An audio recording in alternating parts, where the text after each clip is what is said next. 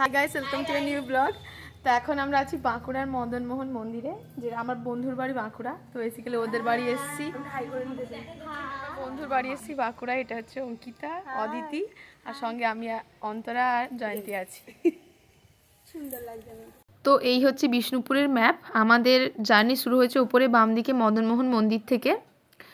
তো এই হচ্ছে মদনমোহন মন্দির চত্বর, যেটার বাইরেটা খুবই সুন্দর। আর এটা হচ্ছে রাসমঞ্চ। রাসের সময় এখানে রাস অনুষ্ঠিত হতো। সামনে রয়েছে তুলসী মঞ্চ এবং এই হচ্ছে মদনমোহন মন্দিরের সামনের দিক। ভেতরে রয়েছেন স্বয়ং রাধাকৃষ্ণ, এই হচ্ছে তার প্রতিমূর্তি। এবং পাশাপাশি রয়েছে এখানে শিব মন্দির রয়েছে, একটা শিবলিঙ্গ। আর এই হচ্ছে মন্দিরের বাইরের থেকে ভিউ। ল্যাটেরাইট পাথরে নির্মিত, লাল পাথরে নির্মিত। এখানে দেখলাম দুটো গরু রয়েছে। আর মন্দিরের চারিদিকে ভিডিওটার ক্লিপ আমি এখানে দিলাম। বর্গাকার ভিত্তিবেদির ওপর তৈরি এটি, এবং এই যে কারুকার্যগুলো দেখতে পাচ্ছেন খুব সূক্ষ্ম এবং অনেক রকমের ছোট থেকে বড় কারুকার্যে নির্মিত এটা। কিন্তু ক্ষয়ের কারণে এখন অনেকগুলো জিনিসই বোঝা যাচ্ছে না, কিন্তু এখানে নানা ধরনের ইতিহাস বর্ণিত রয়েছে।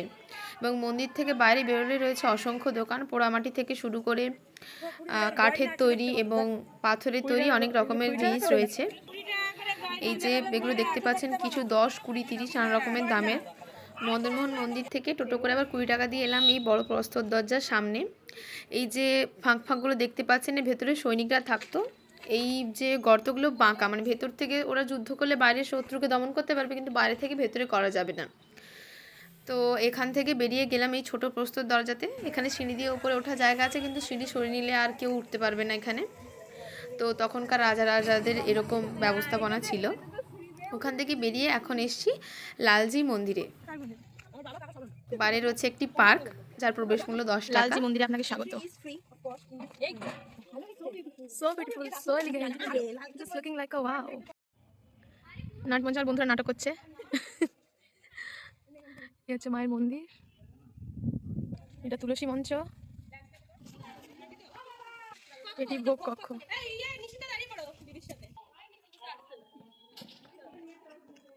কম আছে এখানে, একটা বোধহয় ভোগ রান্নার জন্য এখান থেকে নেওয়া হতো।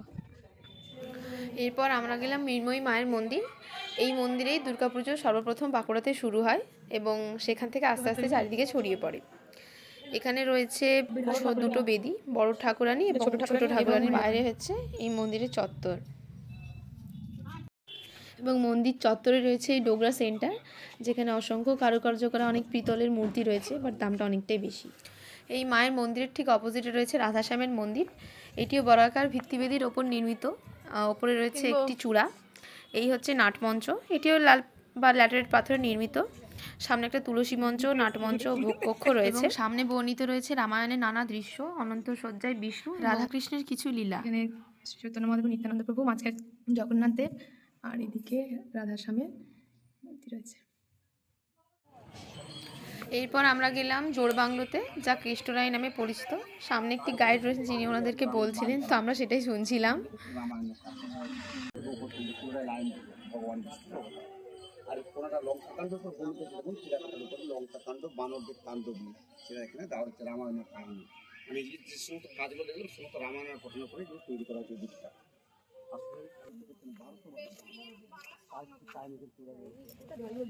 এটা তুলসী মঞ্চ আর ওদিকটা নাট মঞ্চ। এরপর আমরা এলাম পাল বা সেন রাজাদের সময়কালের তৈরি গুম ঘরে। কথিত আছে নাকি ওপর থেকে এখান থেকে ফেলে মেরে ফেলা হতো, আবার অনেকে বলে নাকি এটি ছিল রাজা ও সৈন্যদের আত্মগোপনের স্থান, মানে বিপদের সময় এখানে লুকিয়ে থাকতো ওরা। জানি না কোনটা সত্য। তো যাই হোক, এর ডান দিক দিয়ে গেছে একটি রাস্তা, যেটা গেছে রাসমঞ্চের দিকে। এই সাইডে রয়েছে অসংখ্য দোকান, এখানেও সেই পাথর এবং পোড়ামাটির তৈরি কিছু এবং কাঠের তৈরি নানা রকমের জিনিস বিক্রি হচ্ছে। তো যাই হোক, আমরা এগিয়ে যাবো এখন সামনের দিকে, যেটা হচ্ছে রাসমঞ্চ।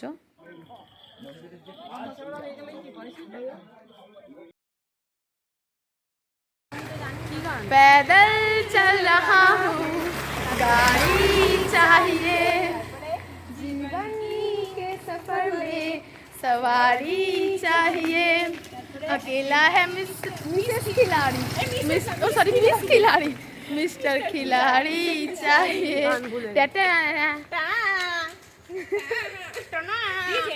তো যাই হোক, এরপর আমরা একটা জায়গায় গিয়ে দুপুরে খাওয়া দাওয়া সেরে গেলাম। সামনে ছিল একটা গোশালা, তো সেখানেই গেলাম।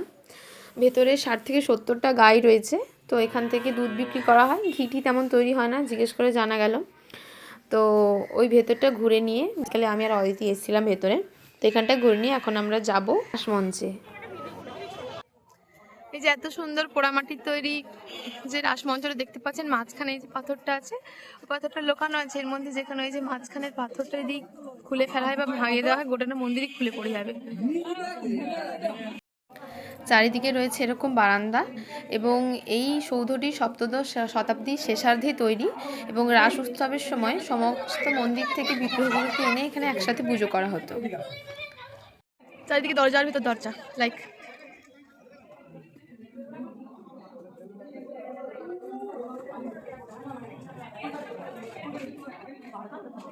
এর ভিতরে আরো একটা, তার ভিতরে আরো একটা, এটা খুবই অন্ধকার।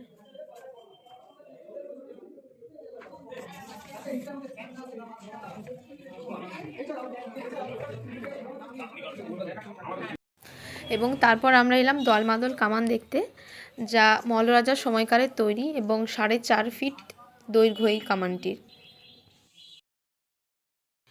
দেন আমরা হাঁটতে হাঁটতে গেলাম নন্দলাল মন্দিরে। দেন সেখান থেকে বেরিয়ে তারপরে গেলাম রাধাশ্যাম মন্দির।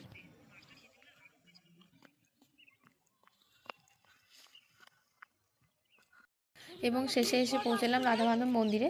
বেজে গেছে সন্ধ্যে 5টা, এবারে গেট বন্ধ হয়ে যাবে। তো এই হচ্ছে নাটমঞ্চ, এবং সামনে প্রত্যেকটা মন্দিরে যেমন এখানেও রয়েছে তুলসী মঞ্চ।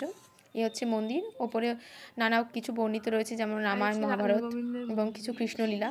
এবং এর পরের যে মন্দিরটা ভেতরে রয়েছে, এটা হচ্ছে কালাচাঁদ মন্দির। কৃষ্ণলীলা বর্ণিত হয়েছে ছবিগুলো এঁকে এঁকে, কিন্তু ক্ষয়ের কারণে কিছুই বোঝা যাচ্ছে না। একটা মন্দিরের সামনে একটা করে তুলসী মঞ্চ আর নাট মঞ্চ রয়েছে।